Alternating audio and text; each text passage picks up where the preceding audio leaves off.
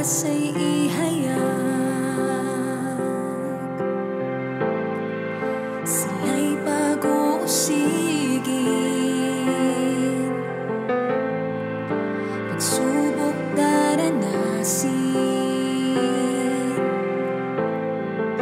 kay Kristo sila'y nabubuhay,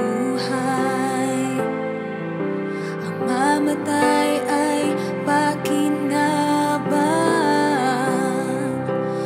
oras ng katotohanan, dala ng puno ng sambahayan, di mapasusubalian, kanyang pagkahirang.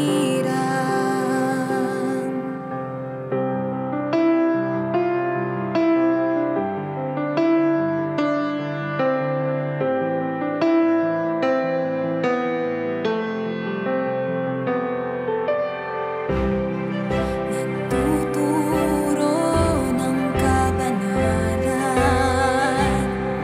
pag-ibig niya sa kawan. Ihahanda ang mga banal sa pagdating ng kanyang anak. Sila'y pag-uusigin, pagsubok daranasin, kay Kristo sila'y nabubuhay, ang mamatay ay pakinabang,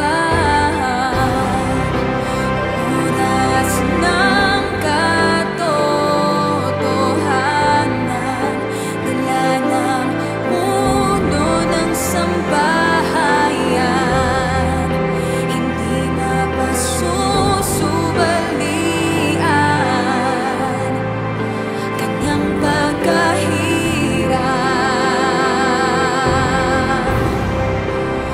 Oras ng katotohanan, dala ng puno ng sambahayan, hindi mapasusubalian, kanyang pagkahirang.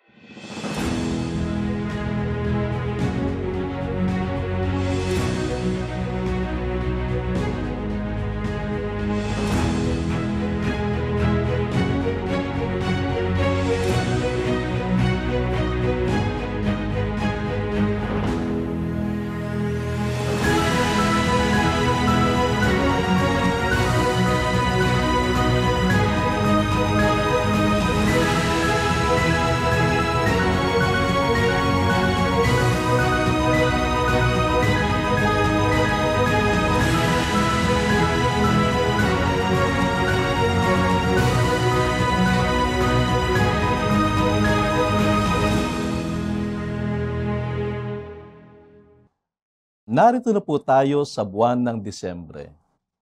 Ramdam na natin ang saya sa paligid, mga ilaw, awitin, at paghahanda para sa Kapaskuhan.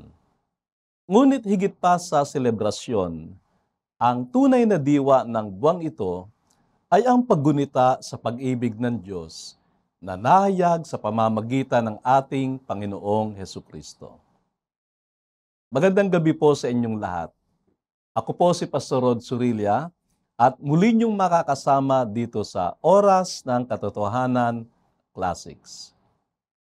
Kaya sa oras na ito, samahan ninyo kong pakinggan ang isang makapangyarihang mensahe mula sa lingkod ng Diyos, Apostol Arsenio T. Ferriol, na magpapaalaala sa atin kung paano dapat ipagdiwang ang Kapaskuhan. Panoorin po natin ito. Purihin ang Diyos sa pamamagitan ng ating Panginoong Jesucristo. Sa lahat ng buwan sa loob ng isang taon, ang buwan ng Disyembre, ang buwang pinakamasaya.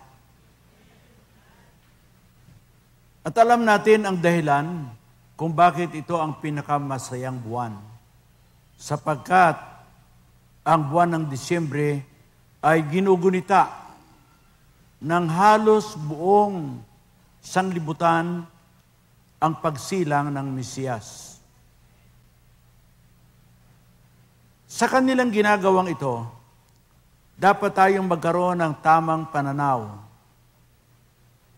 Ano ba ang kanilang ipinagdiriwang sa buwang ito?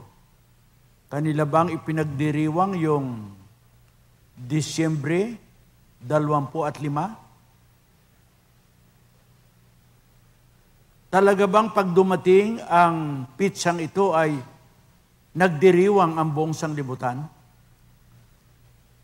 Sinasabi na ang panahon ng mga pagano, noong ang pananampalatayang Kristiyano ay hindi palaganap, o sabihin nating ang tinatawag na Kristiyanong relihiyon ay minority pang masyado noon. Ang buong sanglibutan ay nagpipista daw ayon sa ibang mga komentaryo na kanilang ipinipista ang Sun God, na ang kanilang paniwala, yung araw ay Diyos at nagbibigay ng maraming mga biyaya sa mga tao. Kaya meron silang kapistahan, December 25. Ngunit sa ating panahon, alam natin na itong mga nagdiriwang ngayon ay hindi naman nagpipista sa araw, kundi ipinapatungkol na nila ngayon sa pagsilang ng Kristo o ng Mesiyas. Yun ang kanila ngayong pinapatungkulan. Sa makatwid, ang pagdiriwang ng mga tao ngayon sa sanglibutan tungkol sa tinatawag na Christmas ay hindi na yung araw. Kung meron man sigurong sumasamba pa sa araw, yun ay sa mga remote na civilization.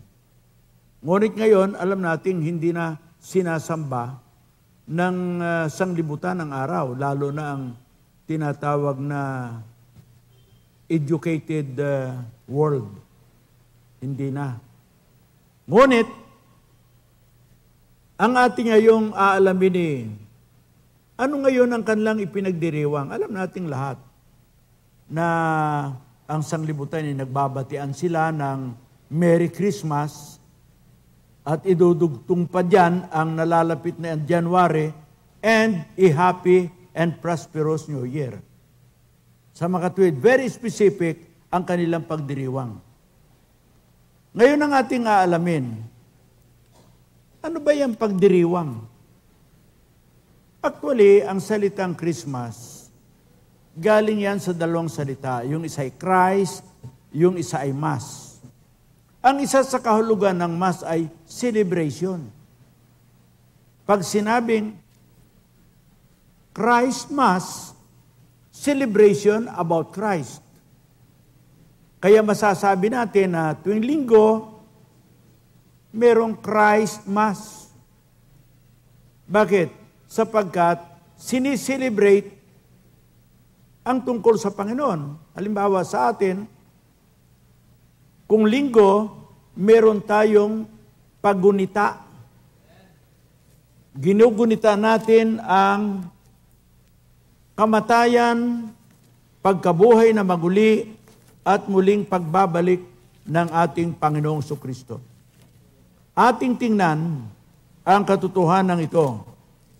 Sa pangkat 11 ng unang mga taga-Korinto, ay ganito ang sinasabi.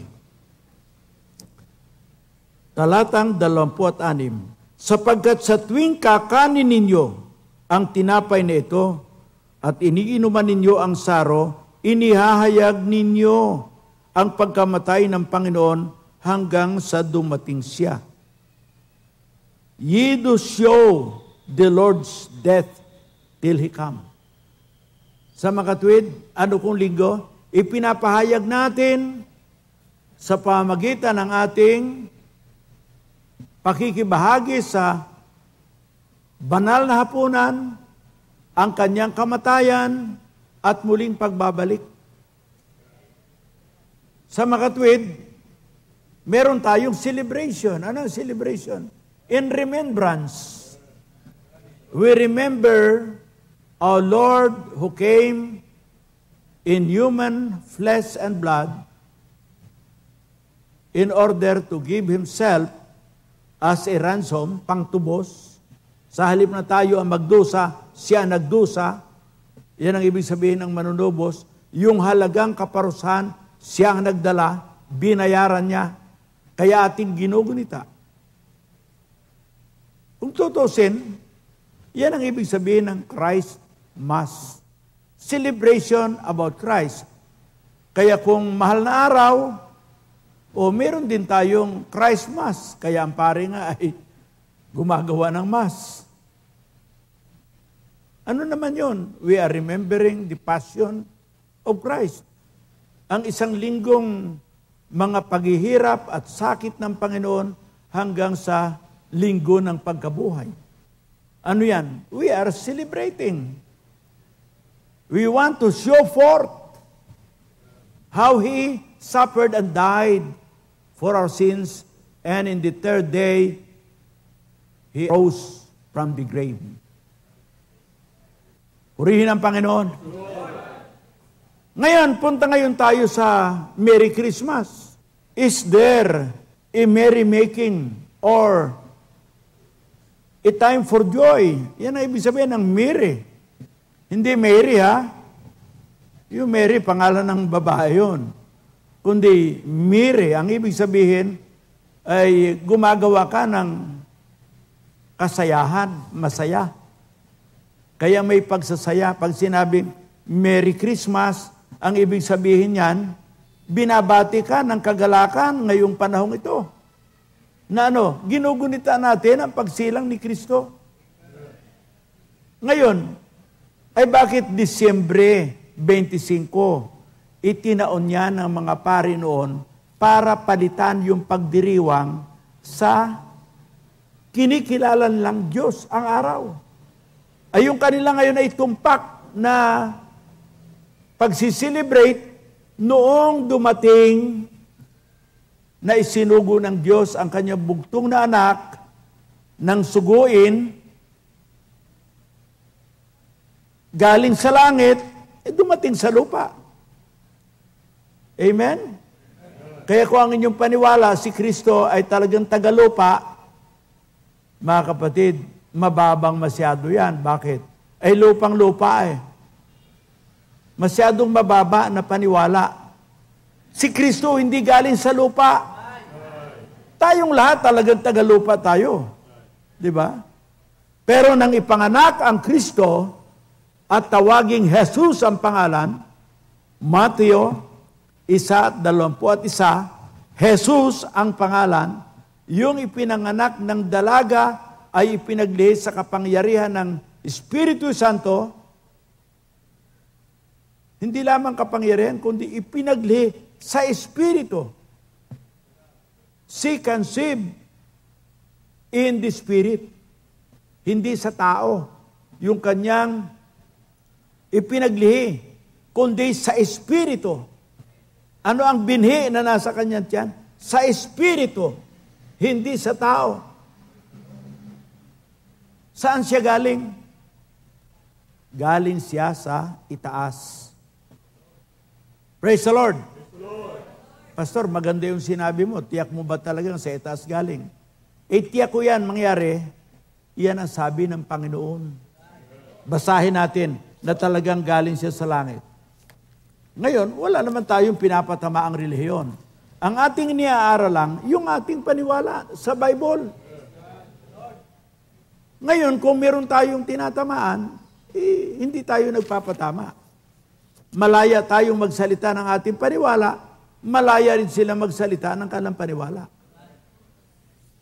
Kumbaga mga kapatid tayo, halimbawa, ikaw ay ahinti ka ng Toyota, di sasabihin mo, magaling ang Toyota. Hindi laganap ang pyesa niyan at saka mura.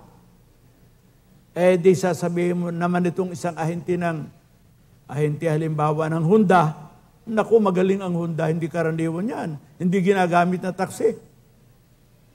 Diba? Parang sila nagsasalita ng ganda ng kanilang produkto.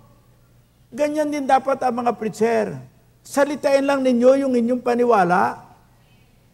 At yun namang medyo kontra, salitain din ninyo. Hindi naman sinasabi nitong tagapagsalita ng Toyota na masama ang Honda. Hindi naman sinasabi ng tagapagsalita ng Honda na masama ang Toyota. Yung kanilang product, ang kanilang sinasabi. Yung preacher, yung kanilang paniwala, ang kanilang sinasabi. Kaya si Kristo, mga kapatid, ay talagang galing sa langit. Basahin natin. 3 at 13 ng Juan. Walang umakyat sa langit, kundi ang nanggaling sa langit. Sa makatuwid bagay ang anak ng tao na nasa langit. Itong anak ng tao, tagalupa ito. Anak ng tao. Pero, bakit sinabi niyang siya'y galing sa langit? Sapagkat ito nga ang Kristo, ang Panginoon, na isinilang. Paano siya isinilang? Sa Espiritu Santo. Purihin ang Panginoon. Kaya, joy to the world, the Lord has come. Sa makatid, Pastor, nasa Bible talaga. Talagang dapat ipagdiwang. Bakit? Ayun yung mga bantog na lalaki, di ba? Pag dumarating, pinagdiwang. Ito pang anak ng Diyos na ang pagparito ay upang ipakilala ng Diyos ang kanyang pag-ibig sa atin. Ang pag-ibig nito hindi lang salita na tayong masasama ay nilaanan ng katubusan. Isipin natin yan, ang sabi sa Romans chapter 5 verse 8, but God commanded His love towards us, that while we were yet sinners, Christ died for us. Pakaisipin natin yan. Kung mayroong umibig sa atin, na ang umibig sa atin ay alam nating nagpakababa para sa iyo. Nagpakababa. Halimbawa, yung taong yun ay anak hari sa ibang bansa, naparito sa Pilipinas upang ikaw ay pakiusapang maging asawa niya. Si anak ng hari. Karaniwan naman sa mga anak ng hari ay hindi lumiligaw sa mga commoner. We are common people.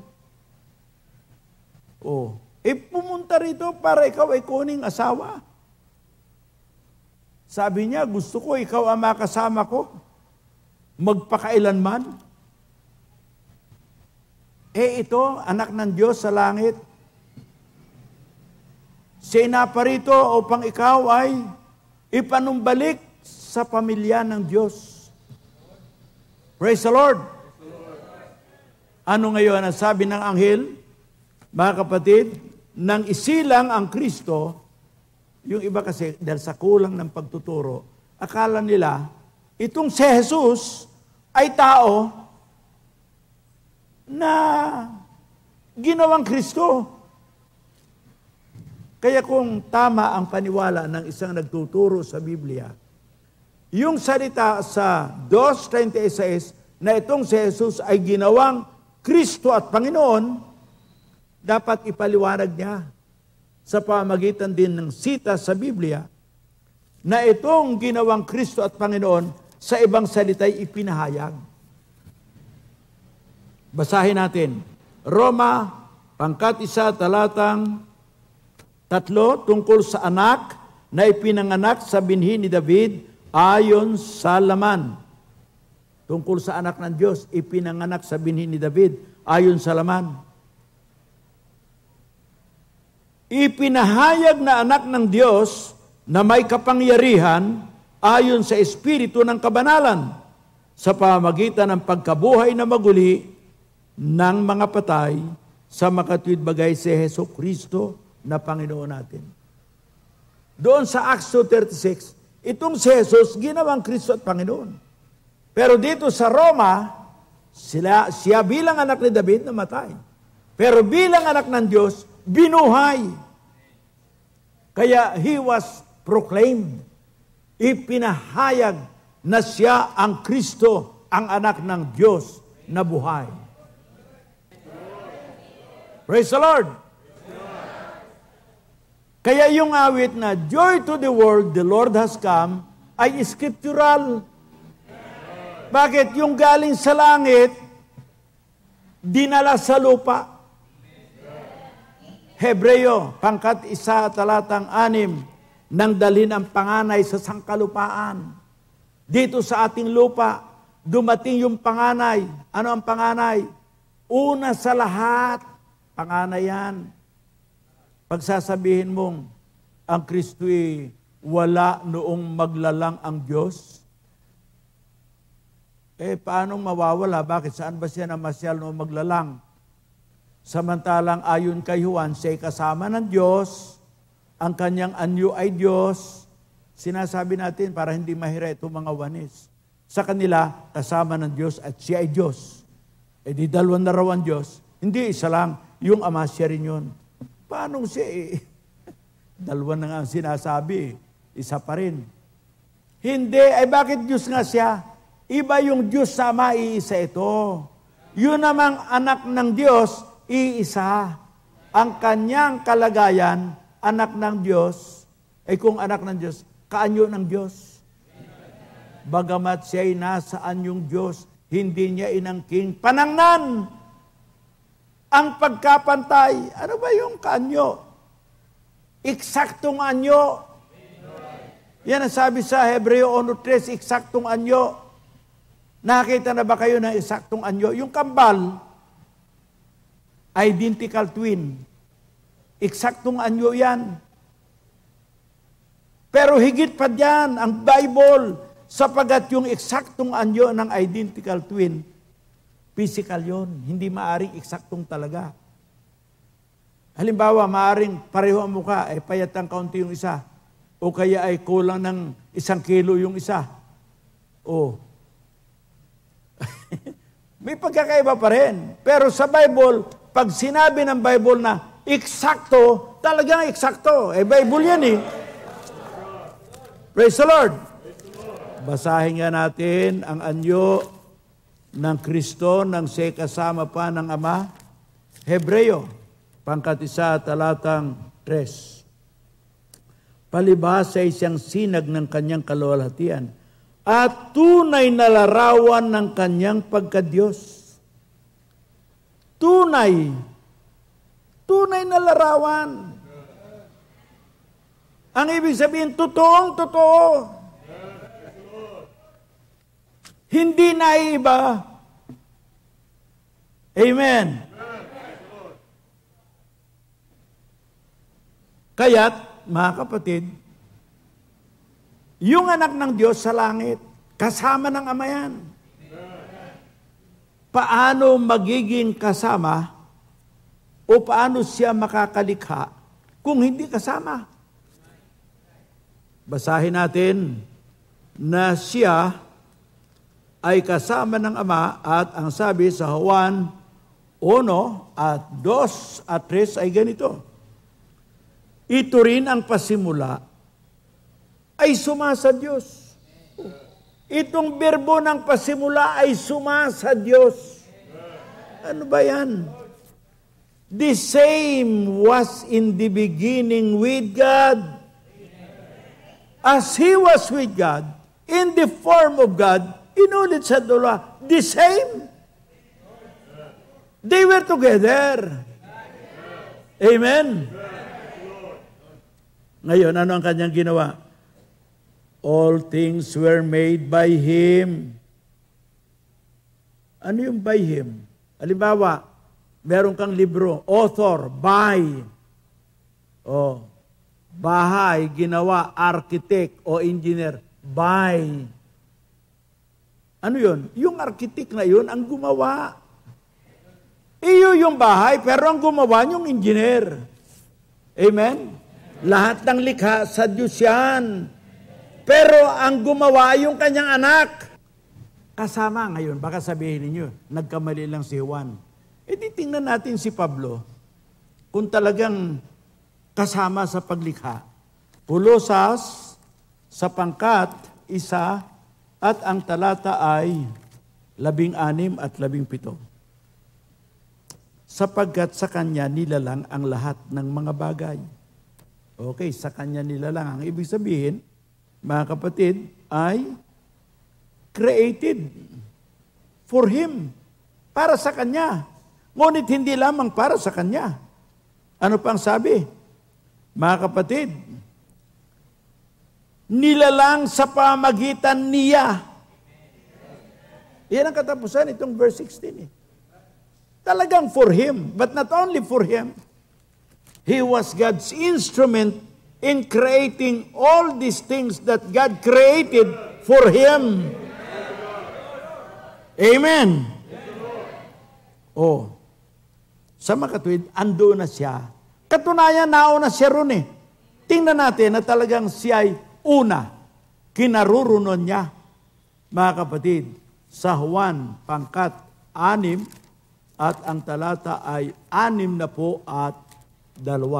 Ang sabi, ano nga kung makita ninyong umaakyat ang anak ng tao sa kinarurunan niya ng una? Aba, ay sino ba magsasabing walang kalagayan ito noong una? Kahit Englishin natin, dito sa translation English ang sabi, what and if ye shall see the Son of Man ascend up where He was before. Meron ba siyang dating kalagayan? Meron. He was before in heaven. He came down to earth. Kaya sabi nung awit, joy to the world, the Lord has come. E di, halimbawa, naawitan ka ng joy to the world. E sasabihin mo, kami walang joy. E paano ka nga magkaka-joy kung hindi mo tinatanggap itong tagapagligtas at Panginoon na isinugo ng Diyos para sa iyo? Katunayan, kaya wala kang joy, hindi mo tinatanggap. Pag tinanggap mo yon, ang sabi ng anghel, mapupuno ng kagalakan ang buong bayan.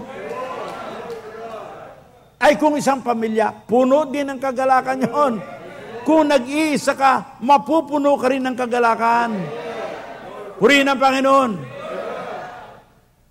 Kaya't, napakaliwanag sa makatwid na mayroong dapat tayong ipagdiwang. Dapat tayong magsaya kahit malungkot ka. Sabihin, bakit ka malungkot? Wala kaming masarap na handa ngayong Pasko. Pabayaan mo yung handa. Dapat magsaya ka kahit walang handa. Bakit? Yung mga pastor ba sa ilang mga kapatid? Noong sabihin ng mga anghel na luwalhati sa Diyos sa kataas-taasan at sa lupa'y kapayapaan sa mga taong kinalulugdan niya. Bakit? Meron bang masarap na pagkain yung mga pastor? Wala naman Andoon nga sila sa labas, nagpupuyat sa kanilang trabaho, pastor sila ng mga tupa. Wala silang masarap na handa. Wala.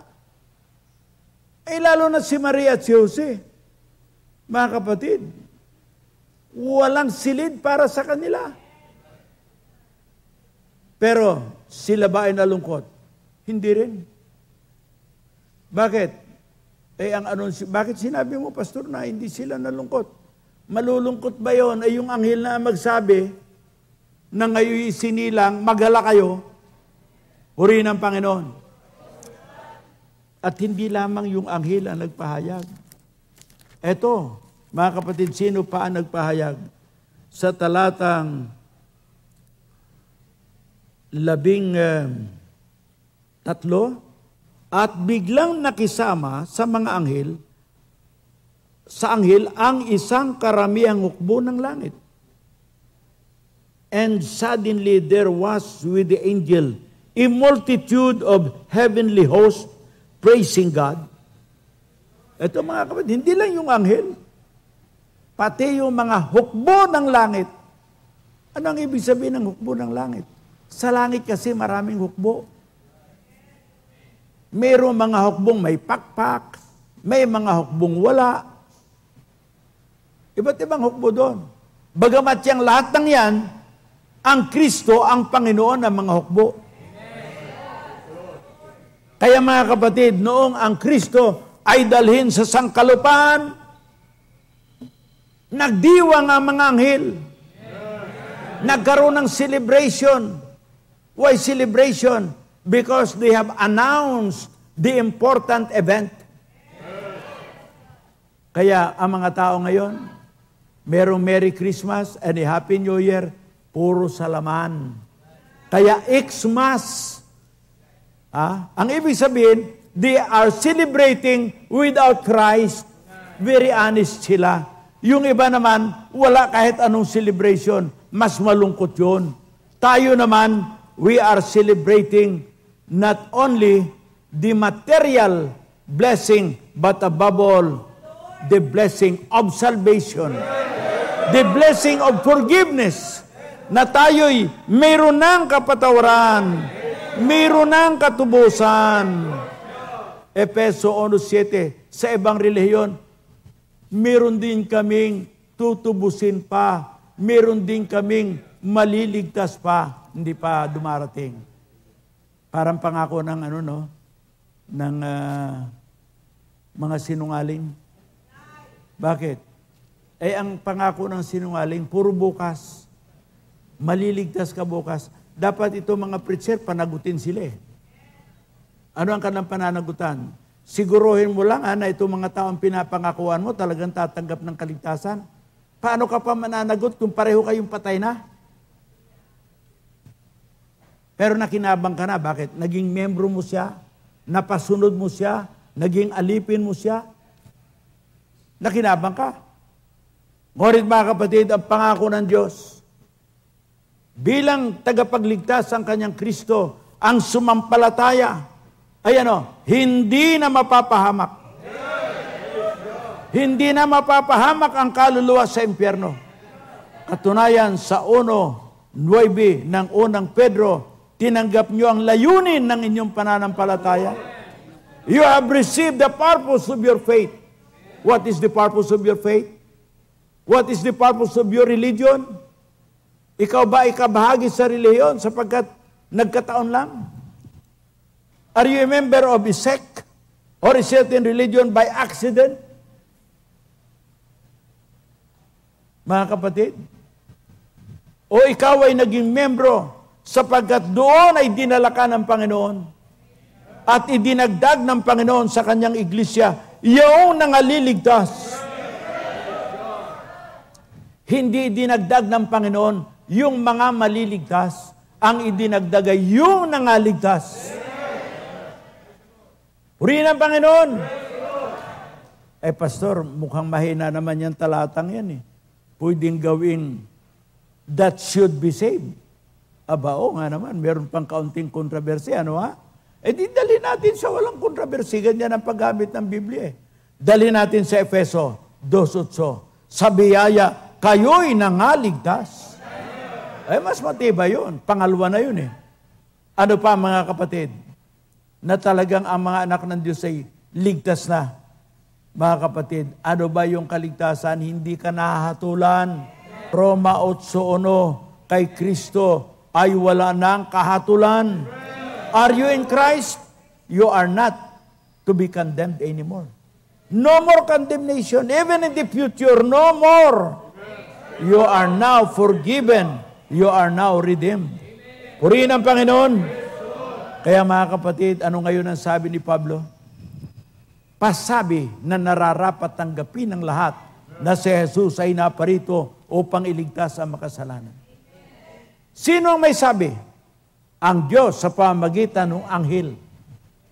Yung anghel galing sa langit. Mga kapatid, ngayon ay ipinapangaral ng mga sugong apostol. Praise the Lord. Bakit? Meron bang galing sa langit na nangaral? Hindi pinapahintulot na ang nasa langit ay bumalik sa lupa. Si Kristo lang ang babalik sa lupa. At ang mga banal na kasama niya doon sa pag-agaw. Ngunit mga kapatid, ang mangangaral ay mga taong isinugo. Sugo, sa English ay sent, mga kapatid, sa Grego'y apostolos. Kaya ang ibig sabihin ng mga sinugo, apostolos. Sila ang nasa Bible. Sila ang ipinanukalan ng Diyos. Sa karunungan ng Diyos ay magsusugo ako. Kaya saan man kayo naroon ngayong buwang ito, tanggapin ninyo. Hindi ang aking relihiyon. Tanggapin ninyo ang aming ibinabantala na ang Kristo ay dumating. Worthy of all acceptation that Jesus Christ is come to save sinners. And when you accept the one who has come, then you are saved. Purihin ang Panginoon. Tayo mananalangin. Amang Diyos, saan man naroon ang mga nakikinig ng iyong mga salita.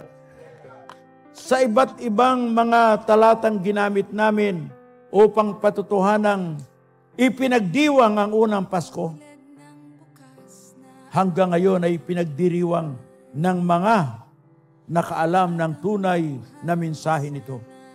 Kaya't pagpalain mo ang aming mga pagdiriwang, hindi sa laman, hindi sa material at pisikal, kundi ang aming pagsasaya na kami ngayon ay pinatawad na, ligtas na. Hallelujah! Ama, alalahanin mo rin ang mga may sakit. Tulungan mo ang mga may karamdaman na kanilang mapanghawakan na hindi lamang namatay ang Kristo sa aming mga kasalanan, kundi nagtiis siya ng mga sugat at latay para sa aming kagalingan. Hallelujah! Ito ang mga aming dalangin sa ngalan ni Jesus. Amen. Tunay nga na ang Disyembre ay higit pa sa regalo at kasiyahan. Ito ay panahon ng pagpapasalamat at pagbabalik sa Panginoon na siyang tunay na dahilan ng ating pagdiriwang. Sa gitna ng mga ilaw at awitin, huwag nating kalimutan ang liwanag na nagbibigay buhay, pag-asa at kaligtasan sa bawat pusong sumasampalataya at lumalapit sa Kanya. Ako po muli si Pastor Rod Surilla. Nagpapasalamat sa inyong pagsama sa amin dito sa Oras ng Katotohanan Classics.